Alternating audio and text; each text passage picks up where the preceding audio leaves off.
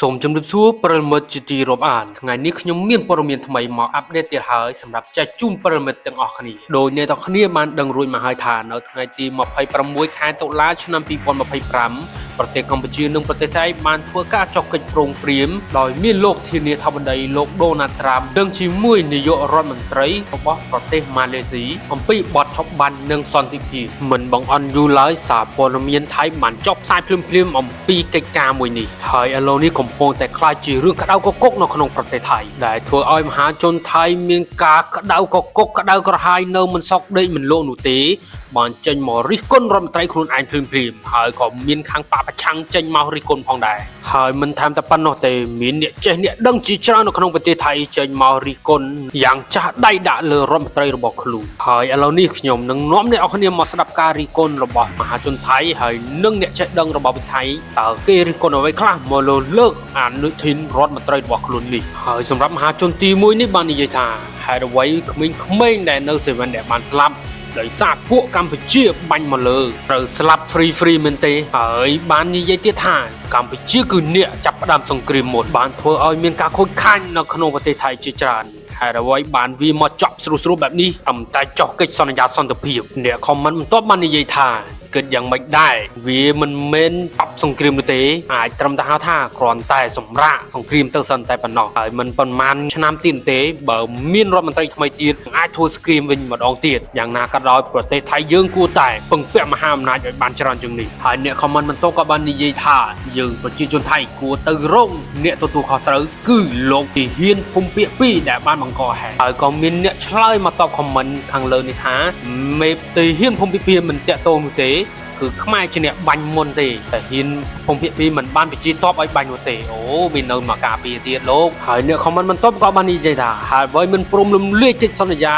MOU 43និង44ហើយឲ្យពួកខ្មែររុករៀនចូលក្នុងទឹកដីថៃហើយអាងប្រើផែនទីមួយលើ2សែនមែនដែរទេហើយក៏មានអ្នកទៅខមមិនយ៉ាងខ្លីថាសង្ស័យហើយខមមិនបន្ទាប់ទៀតក៏បាននិយាយថាគេធ្វើឲ្យយើងឈឺតែយើងនៅតែសុខចិត្តឲ្យពួកវាធ្វើតាមអង្គើចិត្តហើយឈ្មោះថា Peter 89ក៏បានខមមិនយ៉ាងខ្លីថាមិនបើកច្រកហើយសូមឆ្លើយតបទៅ Peter 89វិញថាអត់បើកអត់ទៅអញអន់បទេហើយអ្នកខមមិនបន្ទាប់ក៏បាននិយាយថាអ្នកណានិយាយរឿងបើកព្រំដែនវានឹងចូលទៅជេរភ្លាមតែម្ដងហើយ account YouTube ដែលមានឈ្មោះថា Nara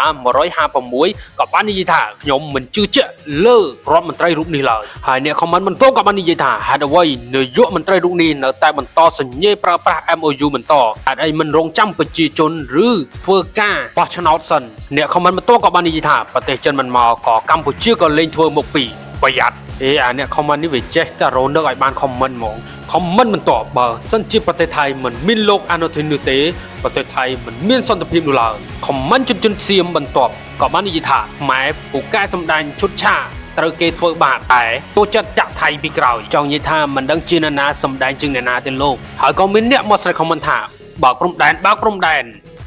ហើយអ្នកខមមិនបន្ទាប់រឿងវិញបន្តិចហើយក៏បាននិយាយថាលោកអានុធីនបានក្លាយជារដ្ឋមន្ត្រីហើយក៏បាននិយាយថាអ្នកស្រីធីថនថាដែលជារដ្ឋមន្ត្រីមិនដាច់ខាតជាមួយប្រទេសកម្ពុជាហើយសម្រាប់លោកអានុធីនគឺដាច់ខាតជាមួយប្រទេសកម្ពុជាហើយគ្រប់សារព័ត៌មានទាំងអស់នៅក្នុងប្រទេសថៃតែងតែចុះផ្សាយអំពីលោកអានុធីនធ្វើអ្វីក៏ល្អជានិច្ចតែឥឡូវមិនស្រួលអាយ៉ងខ្មែរផងក៏មិនដឹងក៏សូមសរសើរប្រជាជនសៀមហើយវាគិតបានយ៉ាងម៉េចហ្នឹងហើយក៏មានអ្នកខមមិនទៀតថាប្រជាជនថៃមិនព្រមទទួលយកកម្ពុជាទេ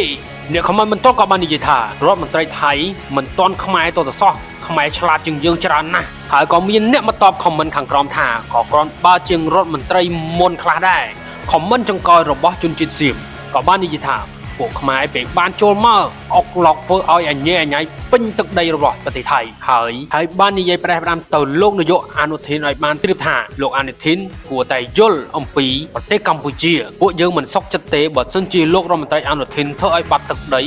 ពួកយើងទាំងអស់គ្នាមិនព្រមនោះទេព្រោះទឹកដីនេះមិនមែនរបស់លោកអនុทินតែម្នាក់ឯងទេយើងមិនសុខចិត្តទេបើសិនជាលោកអនុทินធ្វើឲ្យបាត់ទឹកដីទាំងនេះគឺជាខមមិនរបស់ជនជាតិសៀមបន្ទាប់ពីប្រទេសកម្ពុជានិងប្រទេសថៃបានចុះកិច្ចសន្យាព្រមព្រៀងកិច្ចលើសន្តិភាពហើយអ្នកទាំងអស់គ្នាយល់យ៉ាងណាដែរចំពោះមតិមួយរបស់ជនជាតិសៀមបើអ្នកគ្នាមានអារម្មណ៍ថាយ៉ាងណាសូមខមមិននៅខាងក្រោមហើយកុំភ្លេចចុច like ហើយនិងចុច subscribe ដើម្បីផ្ដល់កម្លាំងចិត្តឲ្យខ្ញុំបានផលិតវីដេអូបន្តសូមអរគុណ